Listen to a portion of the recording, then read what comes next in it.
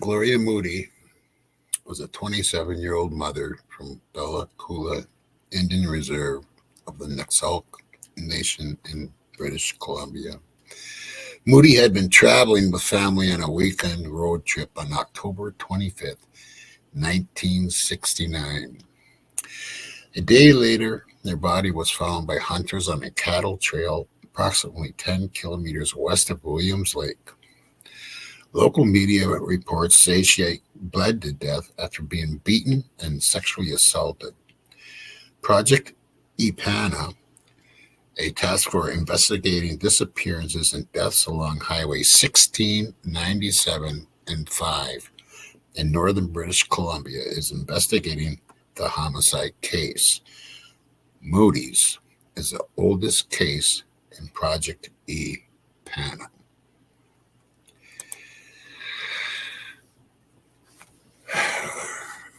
Welcome to Once Upon a Crime Times, the highway that has no end. It's about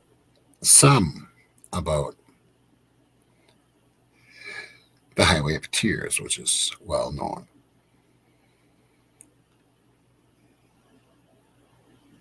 Gloria Moody, the first one, 1969. I was 9 years old. And that kind of says a lot. And like how many actually before, you know what I'm saying? But it hasn't gotten better. It's gotten worse. And that's one of the reasons why here at Once Upon a Crime Time that we decided to delve into this and bring to light some things that should be brought to light. And this series is not going to be a short series. This could go on forever. Forever. As long as I'm alive. It really could go on for years.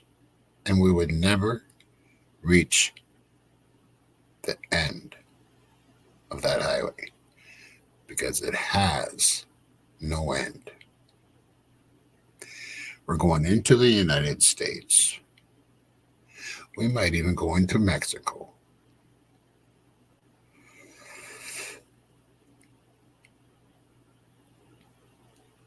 I come from a reservation. I was raised on a reservation.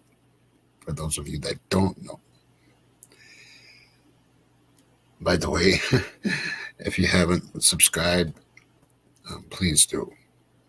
And hit the bell so you get notifications of these episodes that will be coming up.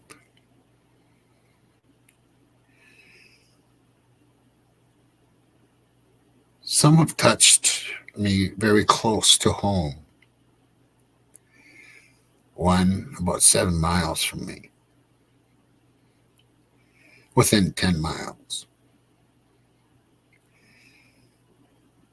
And we're going to touch base on that today also.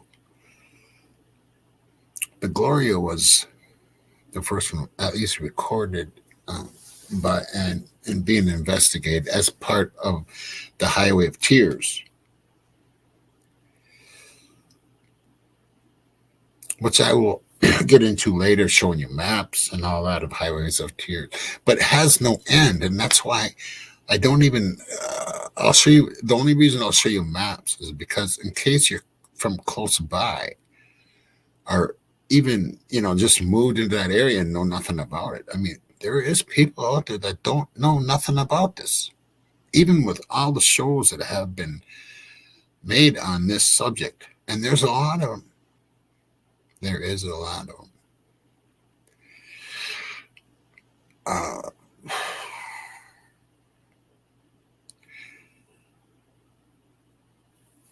Navea Kingbird.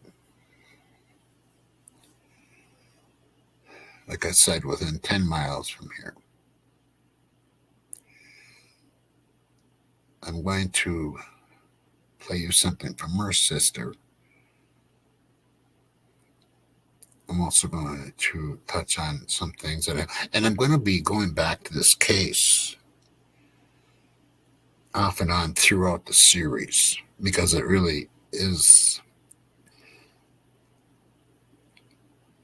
Her mother is a friend of mine on Facebook and has been for a long time. I did an investigation, kind of an investigation back, I don't know, 10, 15 years ago or something, because I mean, it had been being brought up a lot, at least in the reservations. And what I found out, because I was looking into Montana, yeah, this is before even Navea went missing. I mean, long before. Nevada, Montana, uh,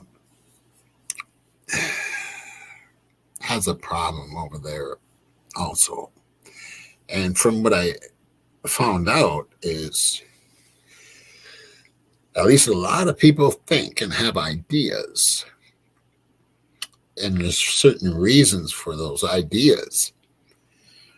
Is that over there, it's part of the militia thing in the Montana mountains, and that they were trying to, I mean, it's like they're still trying to exterminate the Native American people. It's,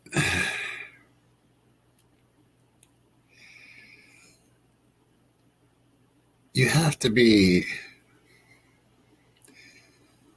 when Native Americans go out, let's say they go out to a friend's house to have a couple of drinks or, watch TV, movies together or whatever, they always have to watch their backs. They're being raised to do that because you know why? They have a target on their backs.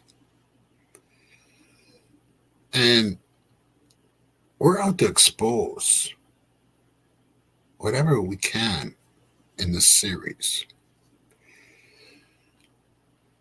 because it needs to be done. There is a lot right here in the United States. So we're going to be touching on Canada and the United States. We might delve into Mexico. I mean, like I said, this series is going to be a long series. Why? Because it needs to be done.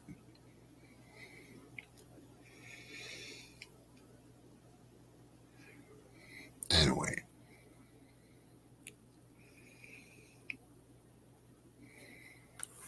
Keep a close listen.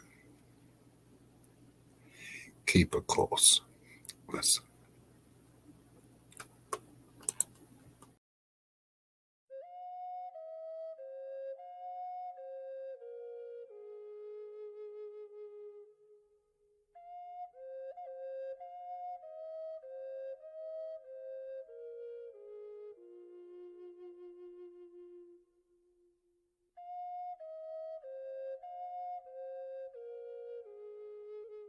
I am Navea Kingbird, the older sister to Navea Kingbird. And I want to tell you a little bit about her. She was a really, happy person, just bunch of energy, positive energy. She liked to talk a lot and tell me about her days at school. I always wondered why she loved school so much and why she didn't want to miss a day. I think it was the teachers and her friends that made her like school so much. And my sister was very, very smart. She had goals in life to succeed, and she stood on them. She was just a loving person. Somebody knows what happened, but nobody wants to say what happened. They labeled her as a runaway when something had happened to her. Like, she's just gone, like, in the snap of a finger, and nobody really, like, looked for her, like as in law enforcement. Like, they just labeled her as a runaway, and so their investigation didn't start till there was snow on the ground. And me and my family had to set up searches on our own to look for her and bring people from different states with dogs to search for her. And it was a lot. Being like an indigenous woman, a young woman actually, it kind of scares me to live in a community that our people are treated poorly. We're human beings and we're treated way differently than others. We kind of have to find our own voice and make our own voice to be heard, and it still feels that as if we're unheard of, because I still go around like my town and people don't know my sister. They haven't heard of that she's missing. And it's just sad because there was not enough effort put into her case. They waited so long to start her investigation, and now they're just at a like dead end. It feels like they don't know what happened, or it's like each time they get stuck and then they just stop putting effort in. This is a pandemic to us and our people. My sister went missing a year and a half ago, October 22nd, 2021.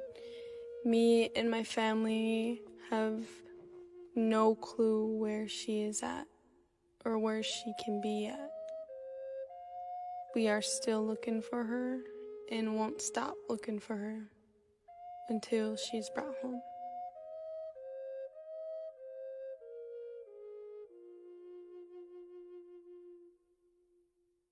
Well, this coming Sunday marks 2 years since 15-year-old Navea Kingbird vanished in Bemidji. Her disappearance sparked massive searches, the most recent happening just last month. Police say they've gotten several tips, but still no answers. Now Navea's big sister is taking a new approach to bring her home. Heidi Wigdahl shows us how. Autumn is a time of change and transition. But as seasons have come and gone in Bemidji, Minnesota, there's been no change in the disappearance of Navea Kingbird in 2 years. It still feels fresh to us, like the hurt is still there. And Navea Kingbird I look at this book when is Navea's big sister. I'm feeling sad. The pair, just over a year apart in age. It's just the love.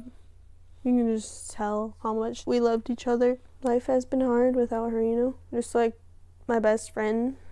And it's everything in one. Navea I remember this picture. says Navea lost 2 close friends the year she disappeared. That sent her into this down spiral. It led her to using alcohol the night she went missing. In late October, Navea's family says the 15-year-old had invited friends to her mom's house. When the party was busted, she ran, eventually ending up half a mile away at a friend's home at Southview Terrace Park. Her friend's stepdad just got home or something, and he was like knocking at the door. Navea got scared, and she had took off. When they looked out the window, she was gone. That was around 2 a.m. on October 22nd, 2021, the last time Navea was seen. So yeah. Navea was away, getting treatment for her mental health. They were telling me over the phone that she ran away. I let myself believe that, It wasn't our first time. Me and her both ran away before. Also, I had like the negative side where I was like, something doesn't feel right. Navea's phone, clothes, all left behind. And then this is About a month later, an old picture of us. Navea says investigators started asking questions. And I just know that I want to help people that are going through the same thing I am. Navea's sister's disappearance opened a door to a new path. At 18, she's now a student at Leech Lake Tribal College in Cass Lake.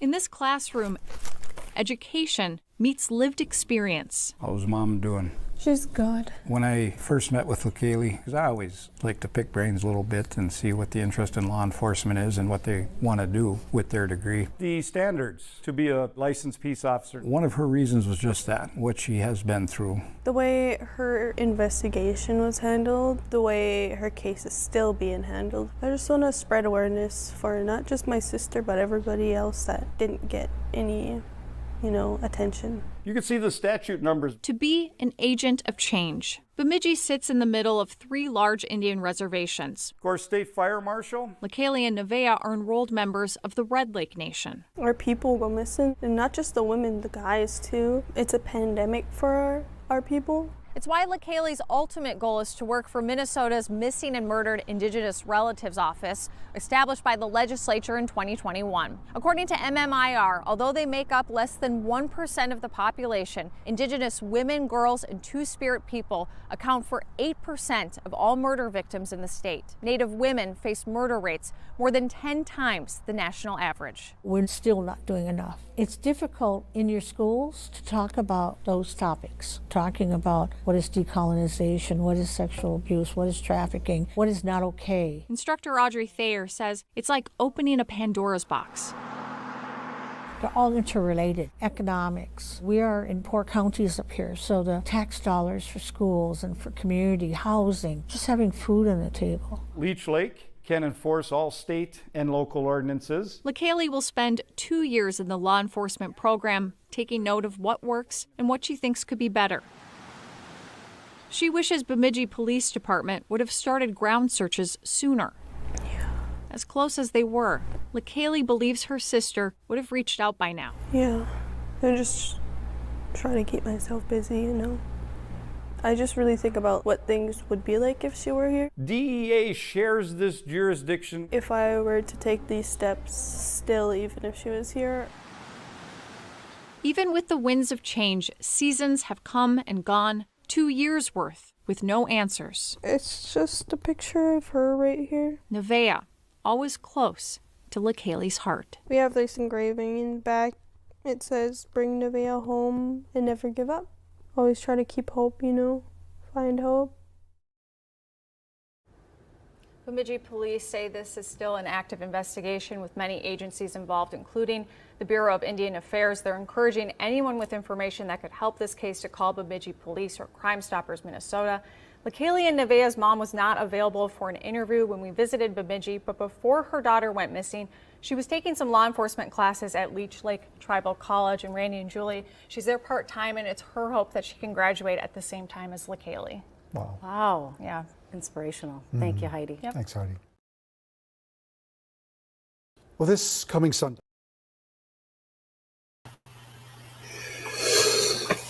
Hello, my crime family, my beautiful crime family. This one is going to be a little rugged on me.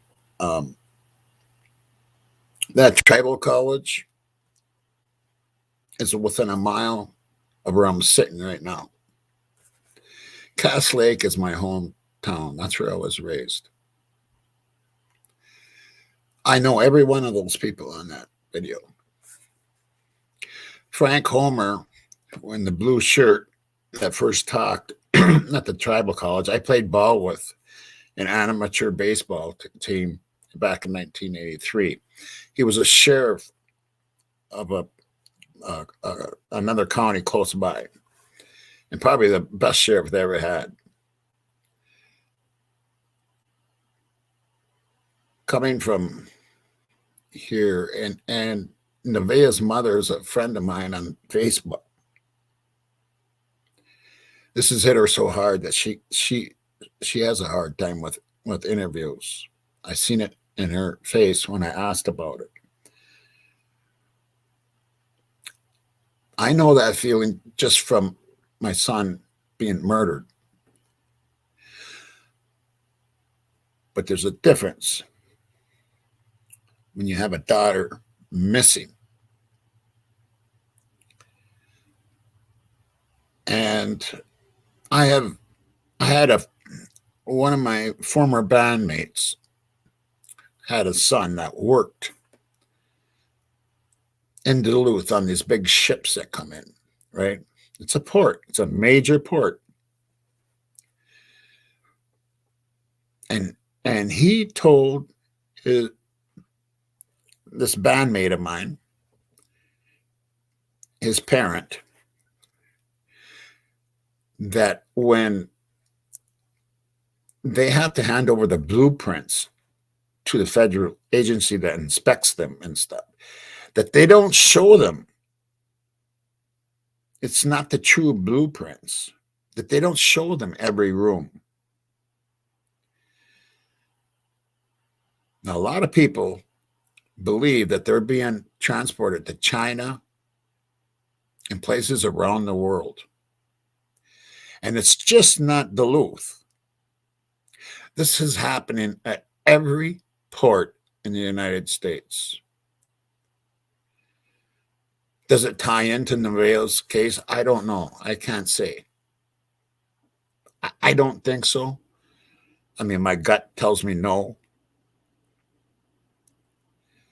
But she's missing.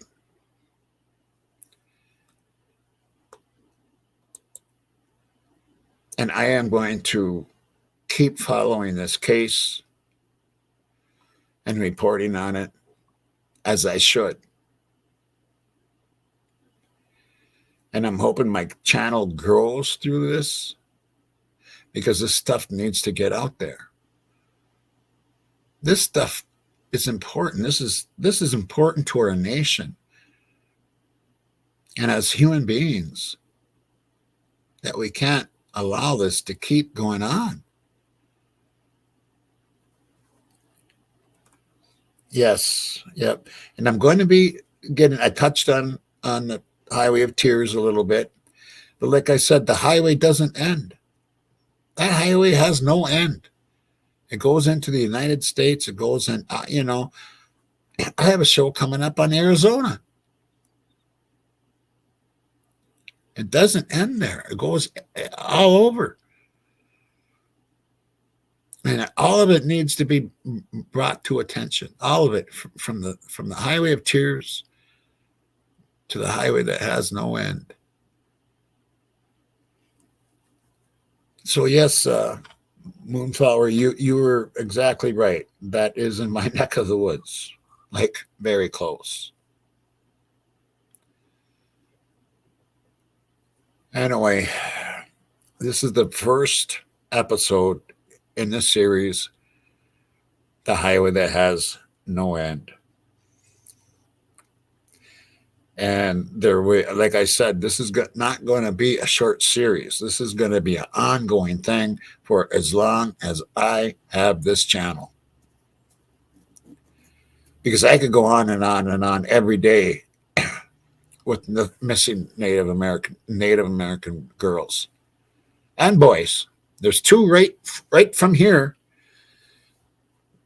that haven't been seen in years. Years. Way before Navea. So yeah, it happens everywhere, on every reservation, and it doesn't even have to be on reservation.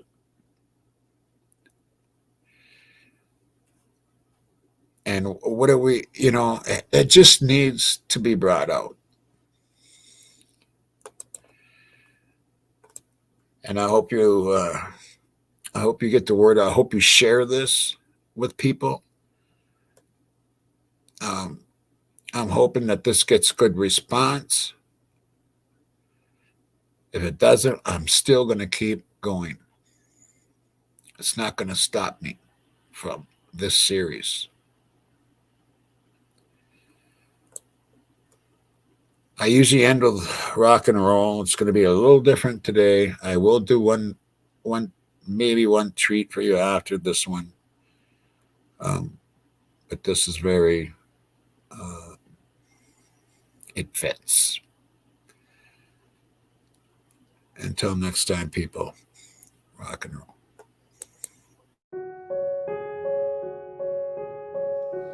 Hello, darkness, my old friends. I've come to talk with you again. because of visions softly creeping left its seeds while I was sleeping, and the vision that was planted in my brain still remains within the sounds of silence. In restless dreams I walked alone, narrow streets of